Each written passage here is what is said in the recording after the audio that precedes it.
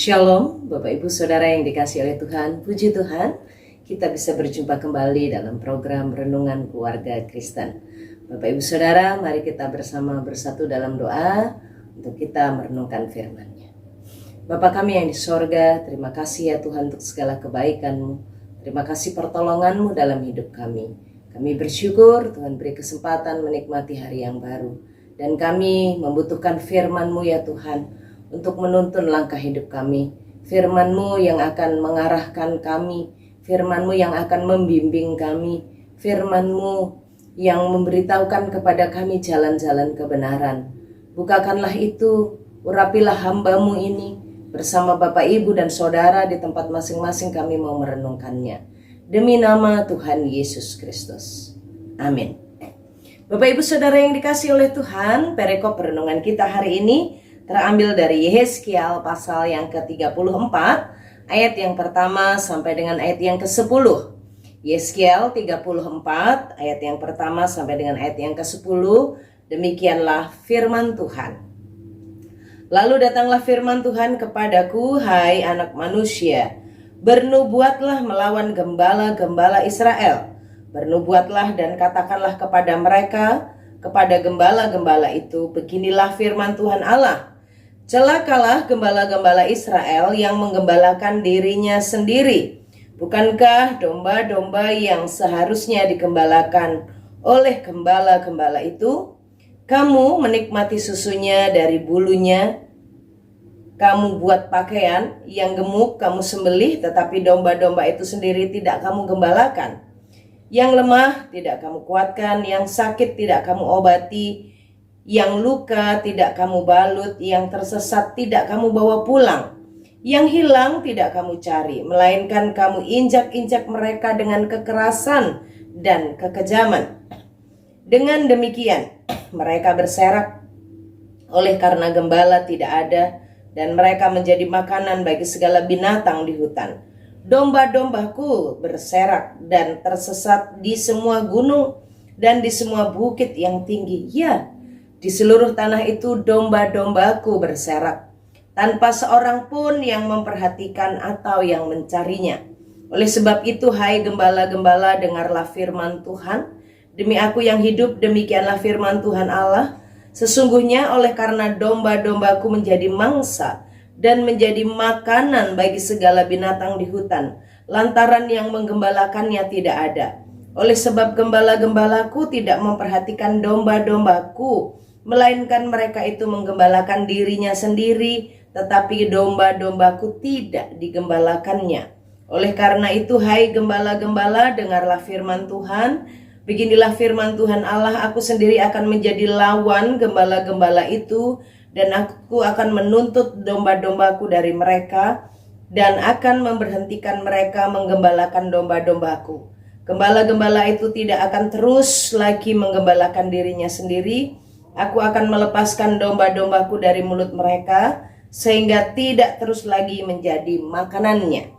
Amin. Diberkati oleh Tuhan setiap kita yang membaca dan merenungkan firman Tuhan dalam hidup tiap-tiap hari. Bapak Ibu Saudara, dalam Yehezkiel pasal 34, ini adalah nubuatan Tuhan yang disampaikan melalui Nabi Yehezkiel bagi gembala-gembala. Pertanyaan yang pertama adalah, siapakah gembala-gembala yang dimaksudkan dalam konteks teks di Yehezkiel pasal 34? Kalimat gembala-gembala ini menunjuk bukan kepada personal, hanya satu orang, tetapi kepada jamak, kepada banyak orang yang saat itu dipilih oleh Tuhan menjadi pemimpin-pemimpin bagi umatnya. Jadi gembala ini bukan berarti orang yang pekerjaannya menggembalakan domba-domba yang ada di ladang secara letterless, tapi ini merupakan bentuk gambaran yang menunjuk kepada pemimpin-pemimpin di Israel. Siapakah yang dimaksudkan gembala-gembala ini? Mereka pemimpin-pemimpin, baik itu secara spiritual, baik itu pemimpin juga secara politik. Mereka meliputi raja-raja, meliputi nabi-nabi, imam-imam, dan semua orang yang ada dalam struktur kepemimpinan di pemerintahan kerajaan Yehuda. Bapak Ibu Saudara yang dikasihi oleh Tuhan, pemimpin-pemimpin ini mendapatkan nubuatan dari Tuhan yang diawali bukan dengan kata diberkatilah, tetapi celakalah.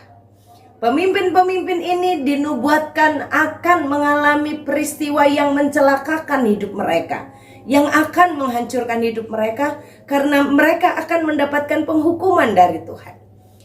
Pemimpin-pemimpin, raja-raja, pejabat-pejabat, atau juga mengarah kepada nabi-nabi atau imam-imam yang pelayanan di bait Allah, semua mereka disebut gembala-gembalaku. Bapak Ibu Saudara, sebenarnya ada ungkapan yang istimewa bahwa mereka adalah gembala-gembala kepunyaan Tuhan. Maka Tuhan menyebutnya gembala-gembalaku, gembala-gembala Israel. Mereka itu kalau menjadi pemimpin itu adalah sebenarnya pemimpin yang sungguh diperhatikan Tuhan, dan mereka menjadi pemimpin karena Tuhan. Tapi kenapa mereka disebutkan akan mendapatkan penghukuman dari Tuhan? Karena mereka di dalam memimpin, ya, ini berulang kali dijelaskan bagaimana dalam kepemimpinannya mereka bersifat egosentris, berpusat pada diri sendiri, berpusat pada kesenangan diri sendiri, yang penting diri mereka sendiri senang. Hal yang kontras dengan panggilan dan tugas mereka sebagai pemimpin yang harusnya merawat, yang harusnya menggembalakan, yang harusnya memperhatikan, memimpin domba-domba yang merupakan gambaran dari umat yang adalah milik kepunyaan Tuhan, tapi mereka justru tidak melakukan tugas penggembalaannya. Bahasa praktisnya, setiap pemimpin, apakah itu secara politik, apakah itu secara spiritual, secara rohani yang berada di bait Allah, setiap mereka ternyata harus dan akan bertanggung jawab kepada Tuhan. Semua pemimpin akan menghadap kepada Tuhan dengan pertanggungjawaban, dan Tuhan memperhatikan bagaimana cara memimpinnya. Pemimpin-pemimpin dipilih oleh Tuhan dan mereka akan bertanggung jawab kepada Tuhan karena Tuhan memperhatikan bagaimana mereka memimpin. Bapak Ibu Saudara yang dikasihi oleh Tuhan, kepemimpinan yang mereka jalani, yang mereka terima, itu mereka lakukan dengan bukan berpusat kepada Kristus, Allah yang memanggil mereka, Allah yang memilih mereka dan mempercayakan kepemimpinan itu, tapi justru bersifat mendatangkan keuntungan bagi diri sendiri.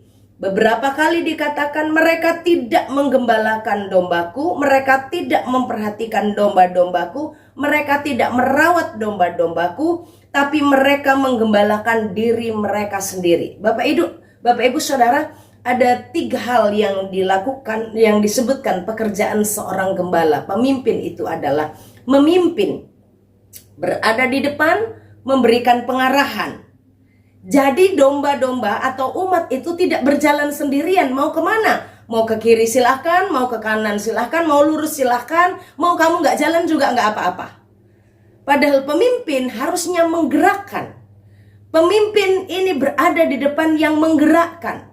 Pemimpin itu memimpin, mengarahkan, memberitahukan, ya, memimpin. Yang berikutnya tugas pemimpin itu harusnya merawat.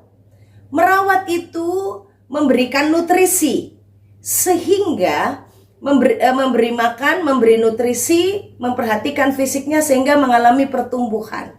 Mengikuti perkembangannya, bagaimana mengalami stuck atau sudah mengalami peningkatan.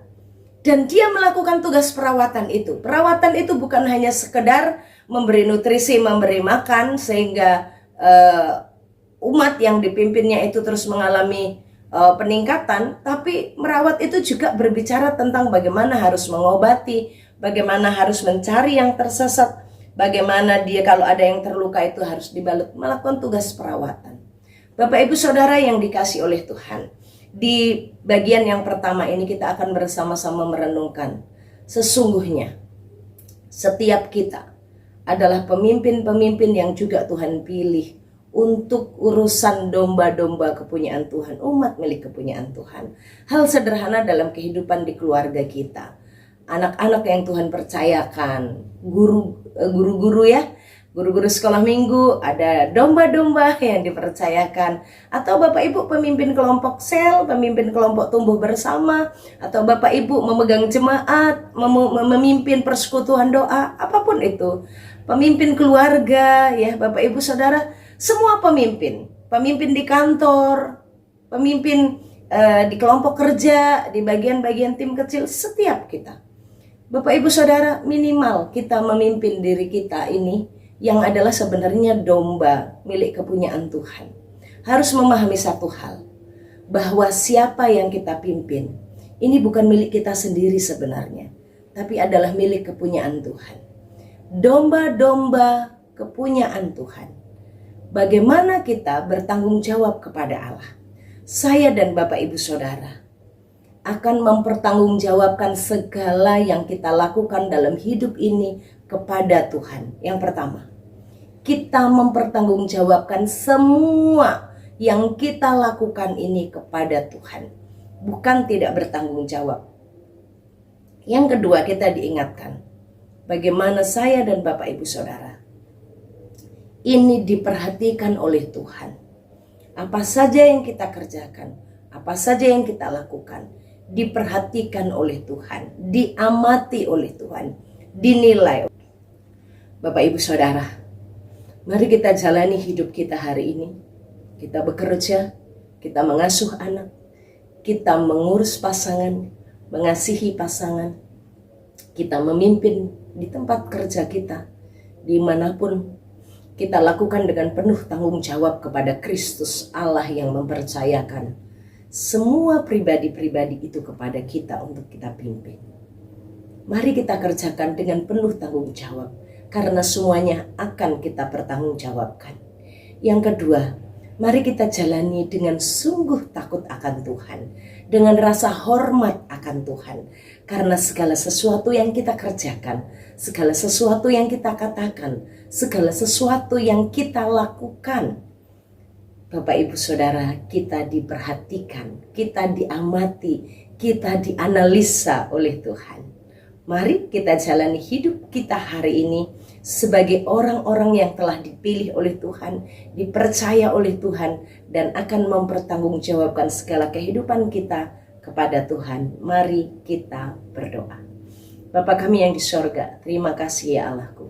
Tuhan menolong kami, Tuhan memberkati kami. Kami mengucap syukur di hadapan Tuhan. Kami mohon di dalam nama Tuhan Yesus Kristus, pimpinlah kami selalu agar kami sungguh tidak melukai hati Tuhan. Kuatkan kami, mampukan kami untuk memimpin tiap-tiap pribadi yang Tuhan percayakan sungguh dengan bertanggung jawab. Dan mampukan kami melakukannya dengan rasa hormat akan Tuhan. Karena Engkau selalu memandang kami dan Engkau selalu memperhatikan kami. Kami bersyukur bahwa kami melakukan segala sesuatunya dalam hidup ini tidak dengan sendirian, tapi dalam perhatian Tuhan. Terima kasih Tuhan, berkati hidup kami, karena dengan berkat-Mu kami akan melangkah. Tuhan memberkati Engkau dan melindungi Engkau. Tuhan menyinari Engkau dengan wajah-Nya dan memberi Engkau kasih karunia. Tuhan menghadapkan wajah-Nya kepadamu dan memberi Engkau damai sejahtera dari sekarang sampai selama-lamanya. Amin. Shalom, Tuhan Yesus memberkati.